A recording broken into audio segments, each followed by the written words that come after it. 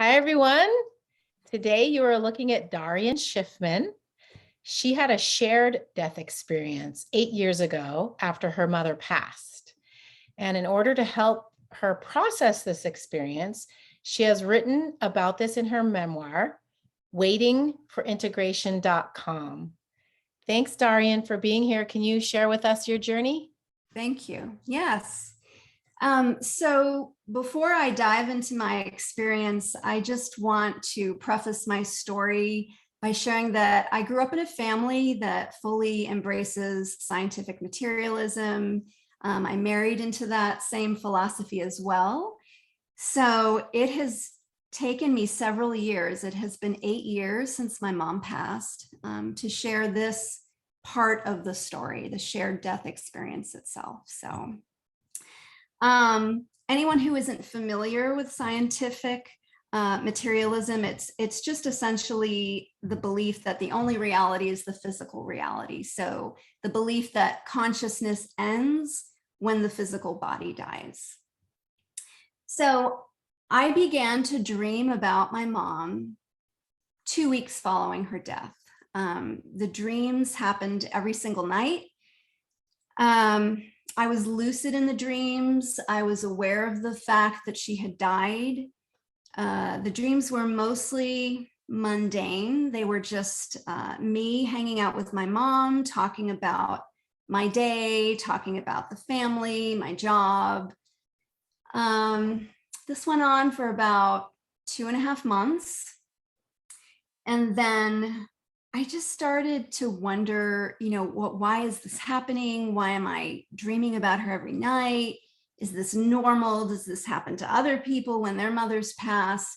And so I actually talked to my husband about it, who happens to be a clinical psychologist, and his area of research is schizophrenia, interestingly enough. So I asked him, is it possible to hallucinate while you're sleeping? Because I've never hallucinated while I've been awake, but these dreams are beginning to feel too much like reality.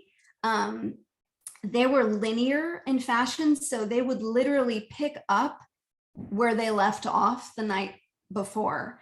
And at the end of every dream, my mom would say, "Okay, honey, you're about to wake up, so I'll talk to you tomorrow." I mean, that's how real they felt. And he, his response to me was, "You just lost your mother. This is a really big loss. And this is just your brain trying to process that. I wouldn't worry about it as long as the dreams aren't upsetting to you." And I said, "No, they're actually quite pleasant. I mean, we have a nice time together, and, we talk about things." He said, "Okay, well then don't worry about it." So I didn't. And then another couple of months went by, and I continued to have these dreams every night about her.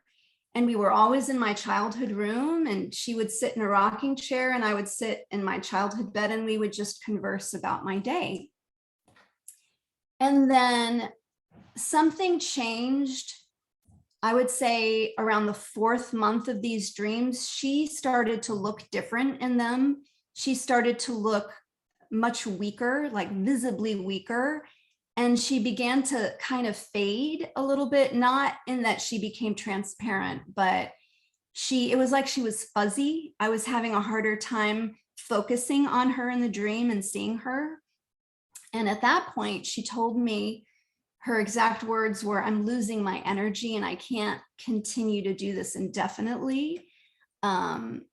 But I want you to know that I'm always here for you and I love you." And we said our goodbyes. And so the next night after that, I was very curious as to whether I was going to dream about her again, because it had been 4.5 months of these dreams every single night. And I thought, this is going to be strange, just all of a sudden to go back to just normal dreams, which is exactly what happened. I stopped and I didn't dream about her again.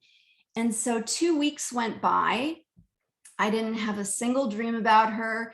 I remembered my dreams when I woke up, and, they were just like typical dreams that weren't linear in fashion, just kind of jumbled, as dreams tend to be. And then 4.5 months So now 2 weeks have gone by since the last dream I'd had about her. And one morning I'm lying in bed, and it's a weekday because I have work that day. And I'm lying in bed and my alarm hasn't gone off yet. And I'm just about to open my eyes. It's just, I'm like kind of waking up, half asleep. And I always woke up like 5-10 minutes before my alarm went off on work days. And so I'm about to open my eyes, and all of a sudden, out of nowhere, I feel this explosion. It feels like I'm exploding out of my body, like my consciousness, my sense of self, my soul, whatever you want to call it, exploded out of my chest and then shot upwards. So it kind of felt like I was falling. It felt like gravity, like I was falling from a skyscraper, but at a very, very high speed. And so I'm falling upwards, and then it's completely dark. And then very fast, I'm going through this dark tunnel. And then all of a sudden I arrive in this space, and it's kind of like this grayish, it looks sort of like an overcast day. And I arrive in the space, and this is where everything changes. So up until this point, everything had been linear. All the dreams I'd had about my mother were linear. The sensation of exploding out of my body and traveling through this tunnel, that all happened in a linear fashion. But once I arrived in this space, then everything happened simultaneously. I became aware of a lot of different things all at once. So one of those things I noticed was that there was a vibration, like although I had no form, there was a vibration, and I could see 360 degrees. So I immediately noticed that I could see up, down, behind, and front. And in doing that, I noticed that I had no body, I had no form, I had no limbs. It was like my consciousness was removed from my body and was in this space now that was very peaceful, beautiful. There was that vibration. And at the same time, there was like this very loud sound that accompanied that vibration. It sounded like I was inside of a motor, or like a fan or a lawnmower, or it had like a mechanical sound to it. And I also immediately was aware of the fact that I wasn't alone in this realm, that I was there with my mother, who also had no form. And the thing that is the most difficult to describe about this experience, and I think that's why it's so hard for people to share near death or share death experiences, is because they elude language. There's just no terminology to describe some of the sensations that you're feeling. So the love that it was like a flooding of love. It was nothing like love that I have felt in my life. And I've had a lot of love in my life. I'm a mother. I have 2 children who I love more than anything in the world. But this was just completely different. It was like, instead of love being inside of me, it was like I was inside of the love. The love was everything. And I was just this tiny piece of it, in the source of where all love comes from. And I was there with my mom, and she told me she wanted me to know that this is where she was, that I had no reason to fear death. I had no reason to worry about her, that she loved me, that if I really needed her, that she would be there. And there was even a little bit of humor in the experience. Like, she was essentially saying to me, don't call out for me unless you really need me. And as I was in that space with her, I totally understood what she meant, because it was just exquisite and unlike anything that I could really describe or give justice to. But then I heard my alarm go off. And as soon as I heard that, I zipped back down and through that black tunnel, and I landed back into my body. And then I hit snooze because I obviously wanted to go back, and I did. I exploded out of my body again, zipped through the tunnel, and then I was there in this space with my mom. And so I hit that snooze button 4 times that morning. So I was in and out of this experience for about 40 minutes, give or take. Most of the time that I was in the experience, I was just enjoying it. We weren't talking. I was just relaxing and enjoying that feeling of unconditional love and just enjoying being with her. And then, when I came back that last time into my body, right before I hit the snooze button for the last time, I had this thought where I wanted to roll over onto my stomach because I wanted to know if I could still explode and shoot upwards if I was lying on my stomach, which I find humorous now. But I did this and I still exploded out through my chest and shot up. And so I was with her for those final 10 minutes. And then I came back when my alarm went off that final time. And that was it. I've never had an experience like that since. I had never experienced anything like that before. I've had lots of interesting conversations with the people in my family who do not believe in these things. And, they've had all kinds of questions for me. And the more I talk about it, the more certain I am that this was something that really happened to me. And up until that point, even as I was having those dreams leading up to the experience, there was always that part of my brain that was skeptical of it. And although I had had other kind of paranormal experiences growing up, I had never experienced anything like this before. But that final experience I had on that day with my mom in this other realm, there was no doubt when I came back. I came back into my body and I was like, that's it. There is no denying what I just experienced to myself. So that's really that. If I could share that experience with people like my father and my sister, I would just give it to them. I don't know why I had that experience. But it was the most beautiful thing I've ever experienced in my life. And I've been wanting to share it for a long time. So I really appreciate this opportunity to do that. We appreciate you. This is so unique for those of us. I mean, everyone listening to you obviously has listened to a lot of stories similar to yours or read the books or look online.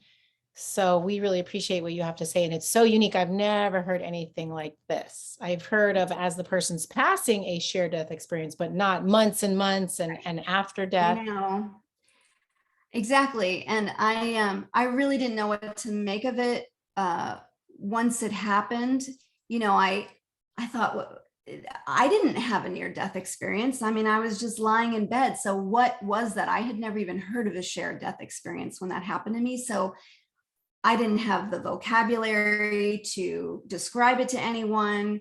And that's when I started on Facebook to look for groups and begin to talk to other people that have experienced similar things, just, so I could find that community, because I felt like I had this incredible, beautiful experience that I wanted to share, but I didn't know how to share it. I didn't have the language to share it, and I didn't know other people who had experienced things. But the group on Facebook that I'm an admin for, it's called Our Near Death Experiences and Beyond.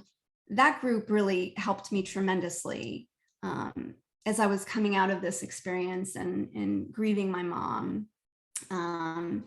It was just a safe space to talk about these things and to meet other people that have experienced these things as well. And for me, especially growing up in a home where, there was just zero belief in that type of thing. It meant the world to me to find a community of people that I could talk to openly about this. So I have 3 questions I'm going to ask in a moment, because I know okay. people are going to want to know why your mom, and I all that. So I'm going to know. ask a little bit of background questions, but I'd love to share your website, because I want to explain to people what you offer and what I offer. What I offer is email me if you've got a unique story, any unique spiritual story at all, growthfactor.org@gmail.com. Or if you need help, my goal is really, why I used to listen to these stories really often, is for my own personal anxiety. So I like to help people with anxiety, stress. I feel like stories like yours remind us that there's something beyond our understanding, so it can help us with a lot less stress. So please put your,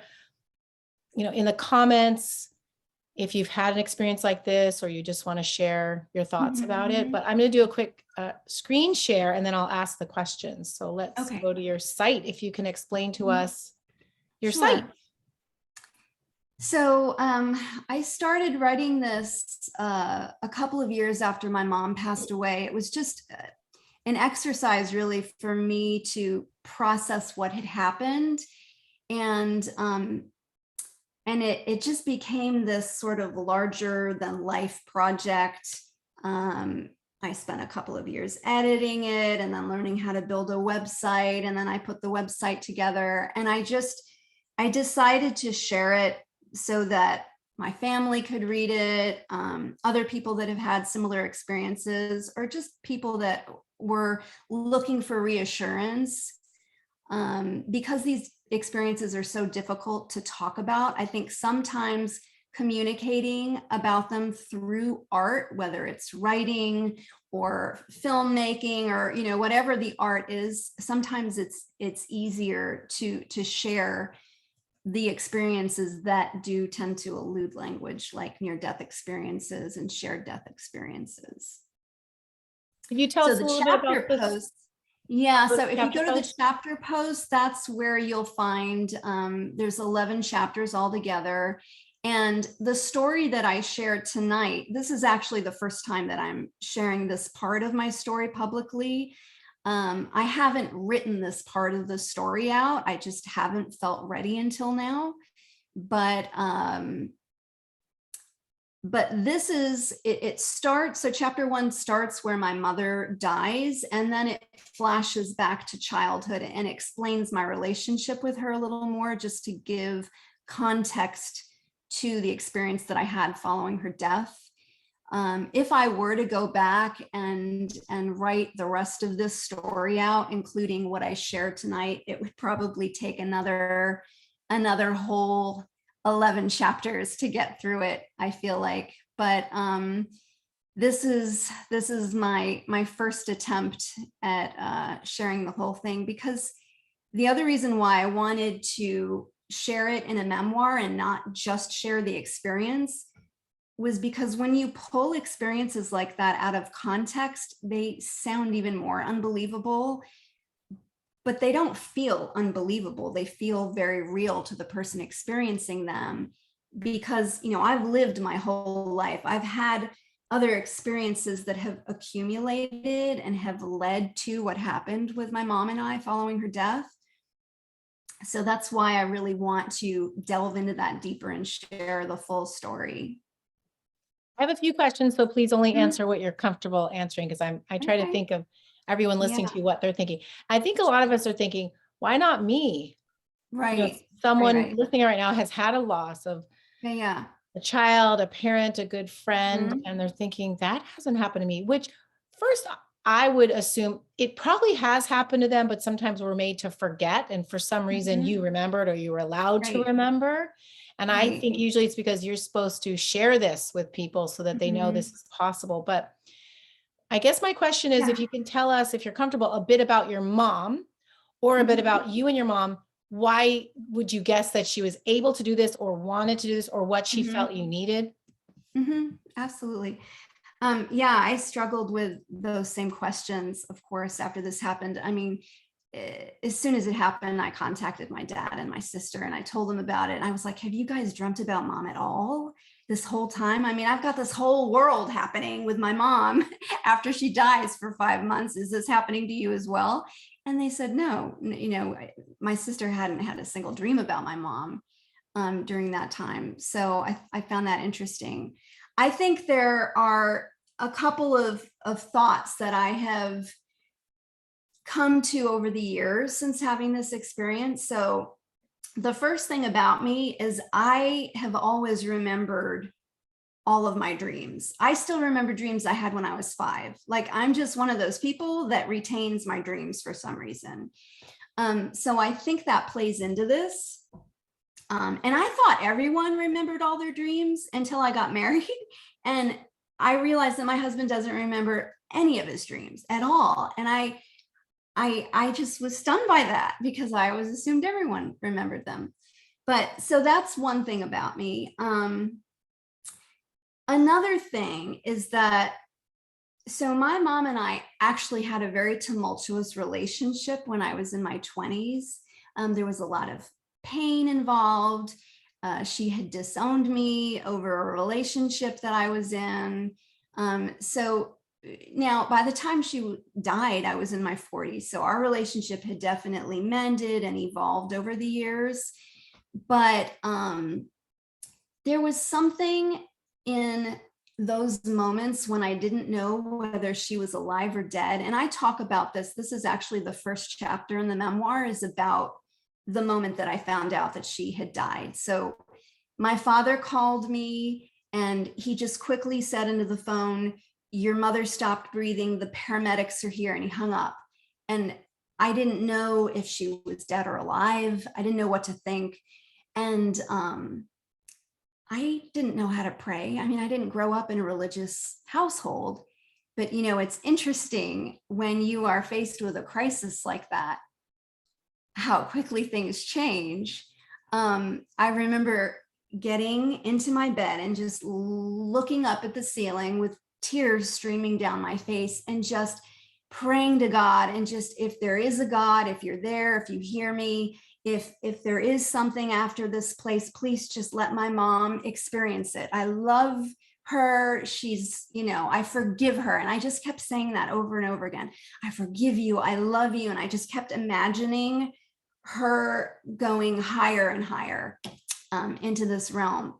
And there was something about that moment when I fully forgave her and just loved her unconditionally, the way a child loves a parent.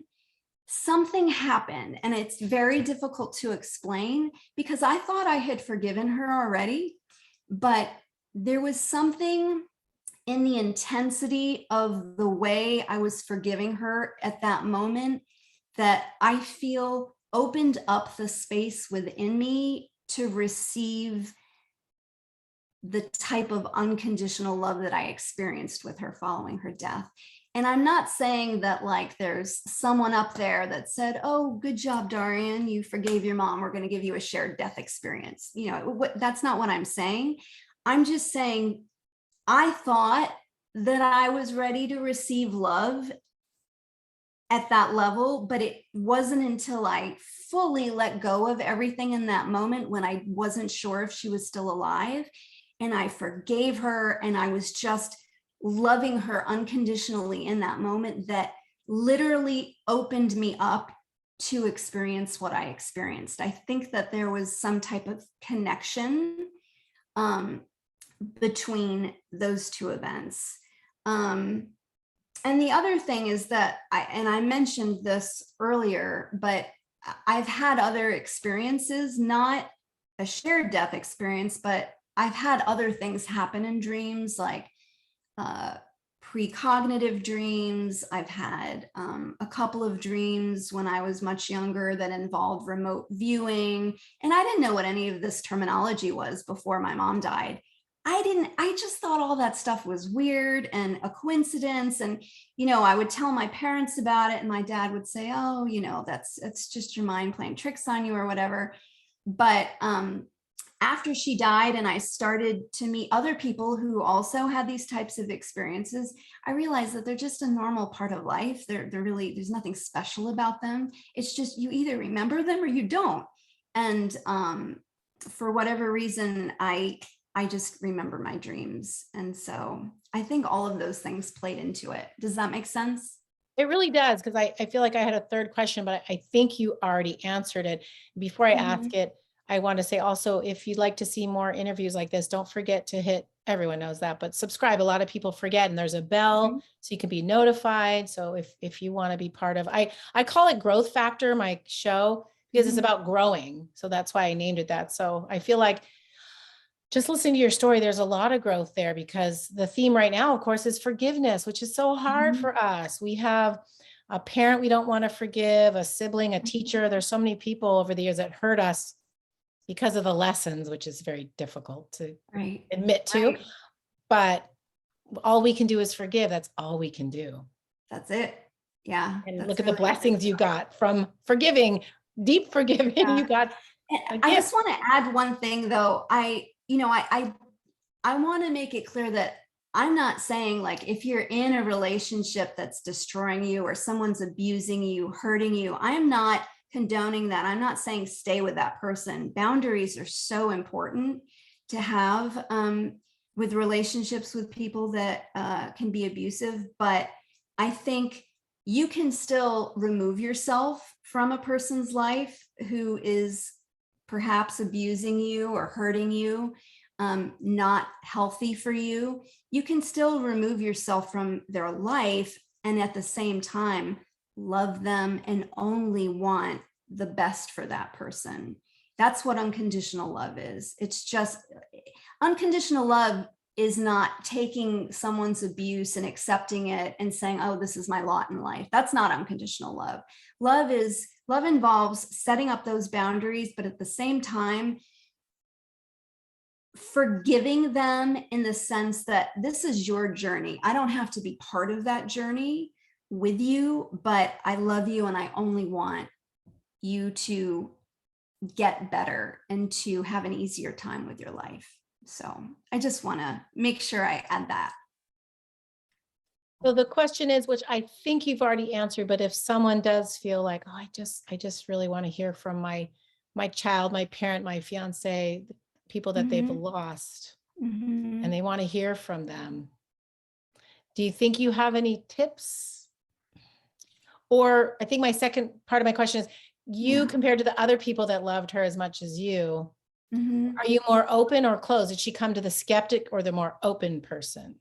Oh, definitely the more open. I Mm. mean, like I said, these other experiences that I had, I always vacillated. You know, my sister and my father have been very steadfast in their beliefs, where I was always the one like, but wait a minute, I had a dream about this person before I met them. How is that possible? So I would have these experiences and then ask, there's no way, you know, your science, I love science, but it hasn't caught up to all of this yet, you know, and it can't describe what I'm experiencing. So something is amiss.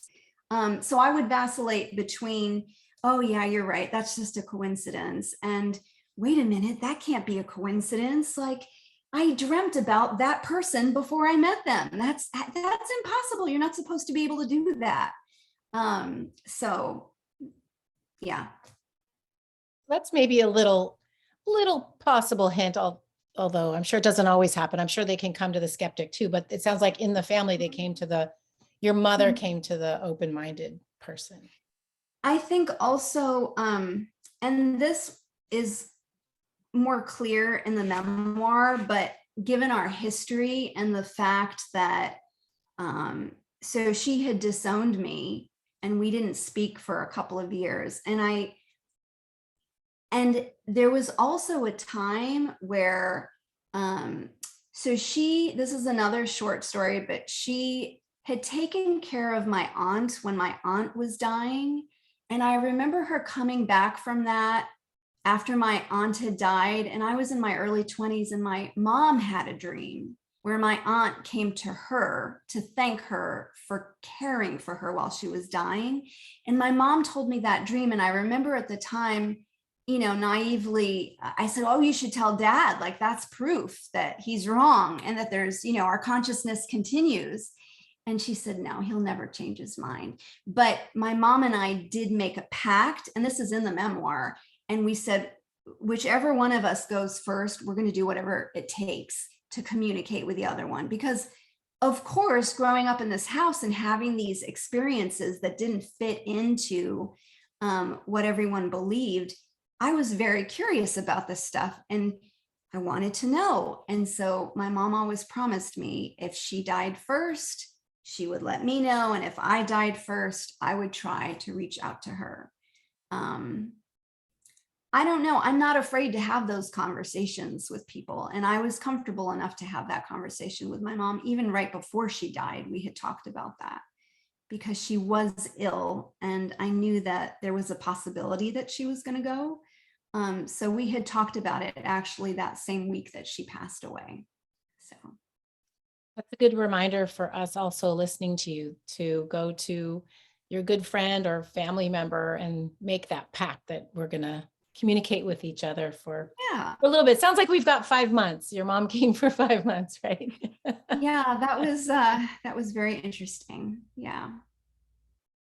What an incredible story. It's just incredible. I mean, I think a lot of people listening to you have listened to hundreds, maybe 1,000 stories, and I can't think of any story like yours. I can't think of any. Well, I can't imagine that I'm the only one because I'm not that special. And so I hope that there are others like this, and I hope that I hear from them because I just have a feeling that there are other people that have experienced something like this. Maybe not the dreams every night. I mean, no two experiences, even if they're near-death experiences, no two experiences are completely identical. But if I could just meet other people that have experienced a loved one's death after the fact rather than during the death. One of my best friends was with her mother when she passed away, and she had an experience similar to mine, but it was in that moment when her mother died, and that happened a couple of years ago. And I've heard more of those stories, but it would be really great to meet other people that experienced it more the way I did it. Would be really great. I do have one more question, but first I want to ask you if there's anything you wanted to say, something you feel you wanted to, another story or just a comment, anything you didn't want to forget. No, I mean, I feel like the biggest takeaway for me from all of this was just to really learn how to balance out boundaries and forgiveness, and to always try to make decisions from a place of love. I think that, I have other stories where I chose to behave or act out of a place of love. And then I had a beautiful experience immediately following that. And so I do believe that there is a connection between those two things. And so I'm not perfect. I have a 16-year-old son. I want to knock him over the head half of the time, but I do use that experience that I had with my mom as a reminder to just always be patient with people and know that everyone is just doing their best, and you have to love them no matter where they are on their journey. Yet sometimes we have to put up boundaries. I just learned that this year. I was never good at boundaries, but they're hard. Boundaries are good sometimes. They really are, but they don't always come naturally. I think it can take years to start to really work on that skill and realize how important boundaries are. So my final question, and also want to remind everyone, there's a little arrow if you didn't know the description. So I'll put Darian's website there. I'll put my contact information there and anything else that she wants me to put there. And don't forget to comment if you've had a similar experience or a friend who has, because it'd be nice if we can reach out to you. So my final question is, it sounds like there's a part 2 if you want to wait a week or 2 or a month to think about. Sounds like you have more stories from your youth to today that we'd love to hear, some more spiritually interesting or wild stories. So if you want to do that one day, that'd be really fun to do a part 2. Yeah. I think everyone agrees. Yeah, I definitely have some really interesting stories that that I think led up to what happened with my mom. And so, maybe it's good to share those as well, because it'll provide some context to what I experienced after my mom died. We would love that. We'd really appreciate that. Thanks, Darian. We really Thank appreciate you you so being much. here. Thank you for Appreciate sharing it. your incredible journey. Thank you. And thanks everyone for listening.